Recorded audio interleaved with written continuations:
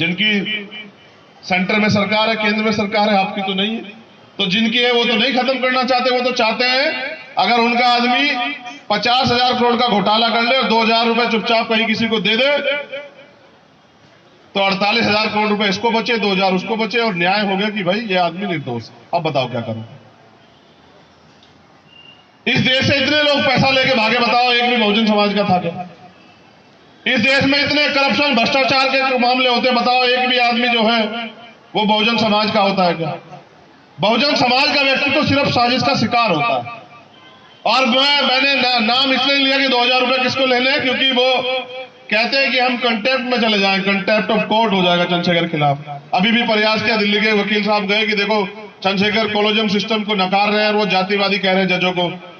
तो attorney general पेश हुए तो उन्होंने कहा देखो बात तो गलत कह रहे हैं लेकिन कंटेम्प्ट में नहीं जाएंगे, क्योंकि मैं बाबा साहब अम्बेडकर को मानने वाला एक वकील हूं। अगर मेरे खिलाफ कंटेम्प्ट में जाएंगे तो उस कोलोजियम सिस्टम के ना कपड़े फाड़ दूंगा सुप्रीम कोर्ट में जाके।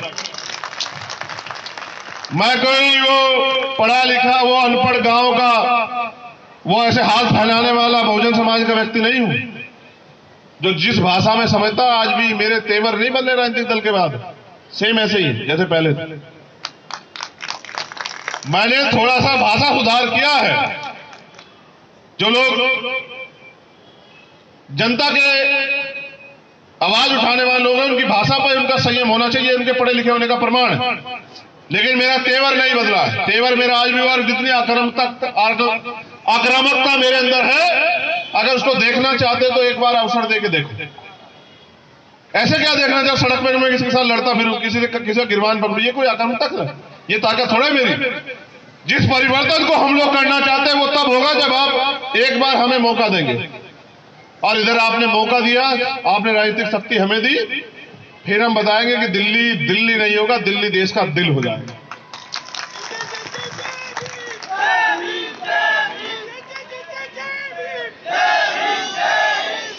देखिए, अरे सर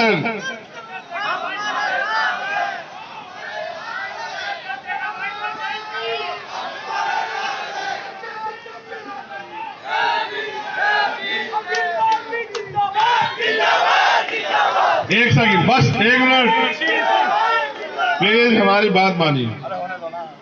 अरे होने तो ये बताओ, एक दिन बताओ जिस दिन आपने हमें संघर्ष करते ना देखा हो, बस एक दिन बताओ। आप कह रहे हो चंद्रशेखर भाई संघर्ष करो, एक दिन बताओ जब से आपने हमें जाना, एक मामला बताओ जिसकी परवाह, जहां हमने राजनीति की परवाह करके और बहुजन समाज के लोग हितों को ताक में रखा हो। बताओ, एक दिन बताओ, कोई एक मामला बताओ। जब इस देश के किसान आंदोलन को बदनाम करने के लिए वहां एक साजिश हुई, एक योजनाबद्ध तरीके से भाई लखवीर की हत्या की गई, सब लोग बैठे तमाशा देख रहे थे। वहां भी अगर सबसे पहले कोई गया था तो वो आपका भाई था, चंद्रशेखर आजाद। क्यों? क्योंकि भाई मैं समझता हूं पूरे देश में रहने वाले बहुजन समाज के लोगों के प्रति हमारी जिम्मेदारी, एक एक आदमी के विश्वास पर हमें खरे उतरना। और हम पे जिम्मेदारी है आने वाले कल की अपनी पीढ़ियों की, इस देश की, कि जहां इतनी संघर्ष से आजादी मिली थी, अगर वो आजादी दोबारा गुलामी में बदल जाएगी तो हमारे होने का फायदा क्या? फिर हम में क्या बल?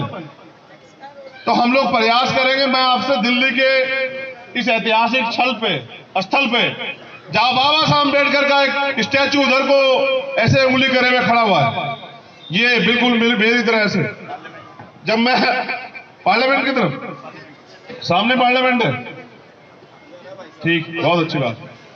हम दिल्ली को कम जानते हैं, दिल्ली आने की तैयारी करें। ये एक शख्सियत जिनके स्टैचू को भी लोग तोड़ के अपने आप को ताकतवर समझते हैं, कमाल की बात है। मैं पूरी जिम्मेदारी से कह रहा हूं कि अगर इस देश में कोई सबसे बड़ा राष्ट्रभक्त था तो डॉक्टर बाबा साहब अम्बेडकर। जिस दिन विरोधियों ने भी डॉक्टर बाबा साहब अम्बेडकर को पढ़ लिया, मैं लिख के देता हूं कि वो भी बाबा साहब डॉक्टर अम्बेडकर के फैन हो जाएंगे। उनकी राष्ट्रभक्ति पे कोई शक नहीं कर सकता है। जो शक करता है वो उनको जानता ही नहीं, क्योंकि उन्होंने उनको पढ़ा नहीं। उनकी वॉल्यूम पढ़िए तो आपको पता लगेगा बाबा साहब अम्बेडकर क्या चाहते थे और कितने अथक प्रयास संघर्ष से एक वंचित वर्ग के बेटे के तन पे ये कपड़े आए, इसको पढ़िए सर, जानिए। क्योंकि जो आज आपको नौकरी रोजगार अवसर मिला है ना, वो बहुत आसानी से नहीं मिला है। जो आपको बहुत आसानी से सिर्फ पढ़ने से मिल गया है, वो बहुजन समाज के महापुरुषों के अथक प्रयासों से मिला है। वो प्रतिनिधित्व आपको अथक प्रयासों से मिला। अगर वो अथक प्रयासों से मिला है तो आपकी भी कुछ जिम्मेदारी बनती है कि आप पे बैक टू सोसाइटी को जिंदा करें। आप आने वाली पीढ़ियों के लिए रास्ते खोल के जाएं। तो जैसा मैं बता रहा था कि ये स्टैच्यू और ये उंगली जो पार्लियामेंट की तरफ इशारा करती है, मैं जब महाराष्ट्र में गया तो मैंने कहा कि वो कहें कि अम्बेडकर पुतले पर चलना है। हमने कहा वहां क्या करना है कि माल्यार्पण करना है। हमने कहा तुम पुतला क्यों कहते हो, स्टैच्यू क्यों नहीं कहते? तो कहेंगे स्टैच्यू कहेंगे तो लोग जान ही नहीं पाएंगे, पुतले को सब लोग जानते हैं। समझ रहे हैं?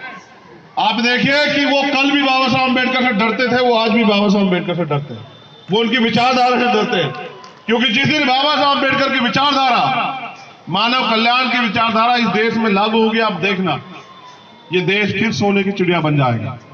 और जैसा मैं अपनी वाणी को विराम देते हुए आपको कहना चाहता हूं, एक शख्सियत का नाम छूट गया था, डॉक्टर एपीजे अब्दुल कलाम साहब। इनका भी बड़ा योगदान। जैसा मैं आपको कह रहा था कि लोकतंत्र इसलिए बनाया गया था कि अंतिम व्यक्ति तक को पूरा सिस्टम बनाया कि किस तरह से योजना बना के सेंटर से स्टेट से डिस्ट्रिक्ट से ग्राम पंचायत तक किस तरह से योजना बना के अंतिम व्यक्ति को भी सुविधाएं दी जाए, उसको भी हक अधिकार दिया जाए, इसलिए लोकतंत्र बना था। लेकिन इस लोकतंत्र में जो सरकार की जिम्मेदारी बैठती, पहले तो समझिए कि बजट, जिस बजट से योजनाएं बनती है वो बजट क्या होता है? वो बजट होता है उस स्टेट का सरकारी प्राकृतिक जो रिसोर्स है और जो टैक्स उस प्रदेश की जनता देती है। आप है मालिक, जानिए लोकतंत्र में आप मालिक है। कैसे? आप एक कलम से लेके एक जूते, जो भी आप सामान खरीदते हैं सब पे टैक्स जाता है। आप पेट्रोल खरीदते हैं, डीजल खरीदते हैं, ऑयल खरीदते हैं, माचिस खरीदते हैं, सब चीजों पर टैक्स है। ये टैक्स का पैसा गवर्नमेंट के खाते में जाता है। उस टैक्स के पैसे से बजट बनता है, प्राकृतिक रिसोर्स, सरकारी ये रिसोर्स और बजट, इससे टैक्स बनता है। उस बजट से योजनाएं बनती है, यानी कि हमारे पैसे से जो हमारा पैसा सरकार के पास जाए, सरकार फिर हमारे लिए योजना बनाती है। लेकिन आज क्या है, बेवकूफ ये बनाया जाता है कि सरकार आपको ये दे रही है, फलानी पे इस पे गैस पे सब्सिडी दे रही है, पेट्रोल पे सब्सिडी दे रही है, आपको घर बना के दे रही है, योजना के तहत आपको शौचालय बना के दे रही है। वो पैसा किसका? अच्छा समझ में आपको पैसा किसका है? वो किसका है वो पैसा? हमारा, अगर मैं आपने मुझे कुछ दिया, जैसे पाजी ने मेरे को 100 रुपए दिए, लो पाजी ये 100 रुपए रखो और हमारे लिए योजना बनाओ, और मैंने इनको 50 रुपए लौटा दिए, तो मैंने इन पे एहसान किया या इनका 50 रुपए रख लिया है? अब सरकार उस बजट, उस पैसे को रखती है, टैक्स के पैसे को, और कहती है कि प्रधानमंत्री जी ऐसी योजना लाए, देखे कितना भला कर दिया। प्रधानमंत्री घर से लाए क्या? प्रधानमंत्री जी का कोई कारोबार है क्या? कोई अपने बिजनेस से पैसे निकाल के दे रहे हैं प्रधानमंत्री जी, मुख्यमंत्री जी? वो पैसा तो हमारा ही है ना। प्रधानमंत्री जी 8,000 करोड़ के जहाज में चलते हैं, वो किसका पैसा है सर? क्या वो भारतीय जनता पार्टी का पैसा है?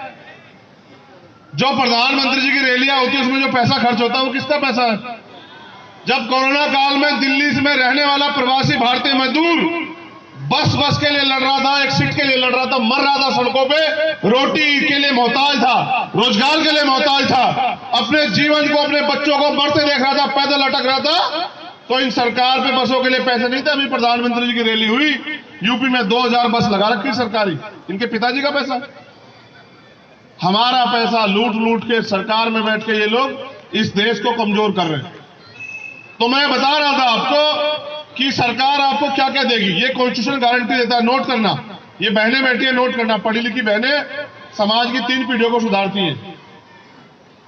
अंतिम व्यक्ति के लिए रोटी, कपड़ा, मकान, उसके लिए अच्छी चिकित्सा, अच्छी शिक्षा, उसके लिए रोजगार, उसके न्याय, इसकी गारंटी जो है ना, क्या देता है भारतीय संविधान? भारतीय संविधान में प्रावधान है कि यह अंतिम व्यक्ति को मिलना ही चाहिए, हर व्यक्ति को। मैंने सोचा, मैं एक रैली देख रहा था आज, तो वहां समय समय पे ऐसे पर्चे पेश हो रहे थे कि चुप हो जाओ चुप हो जाओ। मैंने सोचा कि तुम लोग भी ऐसा ही कर रहे हो मेरे साथ, लेकिन तुमने ऐसा नहीं किया, धन्यवाद। तो वो 7 चीजों की गारंटी सरकार आपको देती है। ये लोकतंत्र। लोकतंत्र में जनता मालिक होती है, जिसको आप चुनते हैं वो आपका नौकर होता है, आपका नुमाइंदा होता है, आपके काम को करने वाला व्यक्ति होता है, वो मालिक नहीं होता। लेकिन अब ये लोकतंत्र नहीं है। तो जैसा मैंने कहा कि राजतंत्र है ये, और यहां राजनीति एक वर्ड है कि भाई राजनीति हो रही है, राजनीति हो रही है, तो राजनीति का तो शिकार हम लोग हो ही रहे हैं। राजनीति का मतलब है राज करने की नीति, चाहे वो झूठ बोल के हो, बेवकूफ बना के हो, ठगी करके हो, धोखा दे के, वोट को छीन के हो, लूट के हो, दंगे करा के हो, हत्या करा के हो, ये होती है राजनीति। लेकिन ये लोकतंत्र, यहां होना चाहिए था लोक नीति, यहां होना चाहिए था जननीति, कि जिसकी भी सरकार आएगी वो लोक कल्याण में काम करेगी। लेकिन हम आज तक राजनीति का शिकार हो रहे हैं, इसलिए क्योंकि समय बहुत हो गया है और इतनी देर कोई किसी का भाषण नहीं सुनता। आप तो मुझसे ज्यादा प्यार करते हैं जो चुपचाप बैठे सुन रहे हैं, अदरवाइज सर्दी भी हो रही है। लेकिन मैं पूरी ईमानदारी से आपसे कह रहा हूं, 3 तारीख को मेरा जन्मदिन, मैंने अपील की है कि भाई जो अनावश्यक खर्चा आप मेरे जन्मदिन पे देश में करोगे, कहीं केक काटोगे, कहीं माला वो करोगे, कहीं कुछ करोगे, कहीं पटाखे छुटाओगे, वो अनावश्यक खर्चा आप ना करते हुए, क्योंकि हम वंचित वर्ग के लोग हैं जिन पे सुविधाएं संसाधन कम है, उनको अपने आंदोलन को आगे बढ़ाने के लिए मदद की जरूरत होती है। तो पार्टी का अकाउंट नंबर मैंने आपको दिया, आप सब लोग उसमें मदद करना। एक बार काशीराम साहब से पूछा गया कि भाई आपका पास फंड कहां से आता है, तो उन्होंने कहा मैं जिस समाज को बिलोंग करता हूं ना, एक मिनट बस, एक मिनट खड़े जाओ, बहुजन समाज से जिससे बिलोंग करता हूं उसकी आबादी इतनी है, अगर वो एक टाइम का खाना छोड़ के वो मदद मुझे कर दे, 17 रुपए के लगभग उस समय खाने की कीमत बैठती एक टाइम के, तो मैं अगले 5 चुनाव लोकसभा के उसी पैसे से लड़ा दूंगा। मैं ऐसे वर्ग से आता हूं, बहुजन समाज से, तो मैं कभी विरोधी के सामने घुटने नहीं टेकूंगा। और मैं पूरी हिम्मत से कह रहा हूं, आप सब लोगों के सामने, आप समाज के लोग गवाह हैं, मैं गर्दन मेरी कट तो सकती है लेकिन ये झुकेगी नहीं कभी। इस आंदोलन में मुझे गोली तो लग सकती है, लेकिन मैं आपके विश्वास को टूटने नहीं दूंगा, क्योंकि बहुत धोखा हुआ है।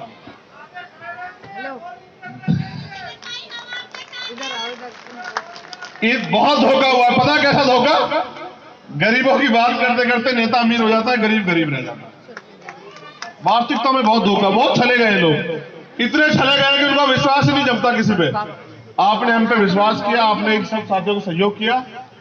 मैं पूर्ण संकल्प के साथ कहता हूं कि 10 साल के अंदर, आज का दिन आप नोट कर लें, 26 नवंबर 2021, 26 नवंबर 2031 में मैं दिल्ली की टीम से कहूंगा यही प्रोग्राम करना, और मैं लिख के देता हूं कि वीआईपी सुरक्षा रहेगी इस क्षेत्र में, इतनी मेहनत हम लोग करेंगे। मेरे विरोधी इस बात को याद रखें। और इस मंच पे ये जो लोग बैठे होंगे, इनमें कई विधायक और एमपी होंगे, ये भी मेरा वादा है, ये मैं वादा करता हूं आप लोगों से।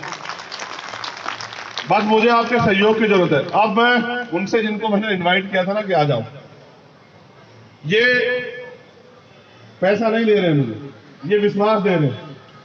मुझे पता है ना, मैं गरीब का बेटा, प्राइमरी स्कूल का हेडमास्टर का, मेरी मां घास लाती थी खेत में से, और मैं स्कूल से आने के बाद उस घास की गठरी को उठाने जाता था। मेरे पिताजी ने हम 6 भाई बहनों को पढ़ा लिखा के आगे बढ़ाया। मैं जानता हूं पैसे की कीमत। 100 रुपए की मजदूरी करने के लिए मजदूर जो है ना, यहां से पसीना छूता था। हमने 100 रुपए की मजदूरी, 80 रुपए की मजदूरी देखी है, हमने तो की है मजदूरी, पढ़ते हुए फैक्ट्री में काम किया, हमने तो दर्द देखा है। हम समझते हैं गरीब कैसे अपनी ईमानदारी के पैसे को किस तरह से कमाता है, लेकिन आने वाला समय गरीबों का है। मेरी आज इस बात को याद रखना। बहुत बहुत धन्यवाद। जय भीम, जय भारत। एक कागज और दिया था हिमांशु जी ने, भीम आर्मी स्टूडेंट फेडरेशन इन दिल्ली से जो लोग काम कर रहे हैं उनका बहुत बहुत धन्यवाद, और दीना माना कर्मचारी फेडरेशन का बहुत बहुत धन्यवाद। जो वादा किया ना कर्मचारी फेडरेशन से, 2 साल बाद बताऊंगा, 2 साल के अंदर करके दिखाऊंगा, ठीक है? अभी बोल दूंगा तो ये व्यवस्था रोक देगी। मैं जब यूएनओ में किसानों के पक्ष में गया था ना, 3 बार इन्होंने मुझे वहां बोलने से रुकवा सरकार ने। 4थी बार मैं उनसे लड़के कहने लगा कि तुम भी न्याय प्रेमी, तुम भी धोखेबाज हो। 4थी बार यूएनओ में उन्होंने मुझे बोलने का मौका दिया, तो मैं किसान आंदोलन पे, सीएनपीआर एनआरसी पे बोला, दोनों बार यूएनओ में। बहुत बहुत धन्यवाद। जय भीम, जय भारत। मैं जा नहीं रहा हूँ सर, इनसे वो तो ले लो। बाबा साहब के कारवा को आगे बढ़ाने के खुशी में आभार आभार। समाज सेवा को आगे बढ़ाने के लिए ये स्टॉल लगाया है इन्होंने क्लब से अलीगढ़ से आए हैं। ये माइक आपको डायरेक्ट कर रहे हैं, जो भी बोले माइक पे बोले। सर बोलने का तो भाषा नहीं है, लेकिन फिर भी आप लोगों के सामने खड़ी होकर बाबा साहब की जय भीम नमो बुद्धाय। मैं अलीगढ़ से आतरौली क्षेत्र से हूँ, स्टॉल लगाती हूँ बाबा साहब की बुक बेचने की। और सर मैं 100 रुपये समाज के लिए दान करती हूँ।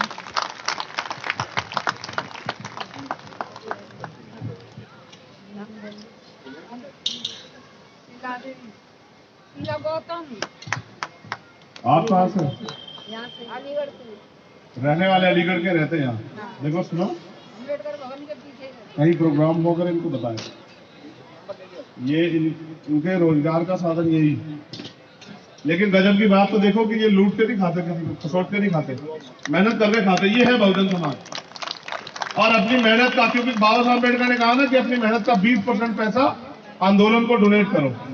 तो ये जो इन्होंने मुझे दिया ना, ये 300 रुपए नहीं है मेरे लिए, इनकी कीमत 3 करोड़ से ज्यादा, क्योंकि इनके पीछे इनका विश्वास। मैं इसको निभाऊंगा। बहुत बहुत धन्यवाद। आज का समय तो आपके आराम का। इस व्यवस्था ने अभी ये दिन नहीं लाया, अगले 10 साल में हम लाएंगे कि मेरी माँ बहनें जो है ना वो काम नहीं करेंगी, और काम करेंगी तो वो अधिकारी कर्मचारी बनकर काम करेंगी। ऐसे उनको रोटी रोटी के लिए परेशान नहीं होना पड़ेगा। मेरा वचन है आप लोगों को। जय भीम जय भारत। आपके आंदोलन में काम जी को दे देना, ठीक है? क्या करेंगे?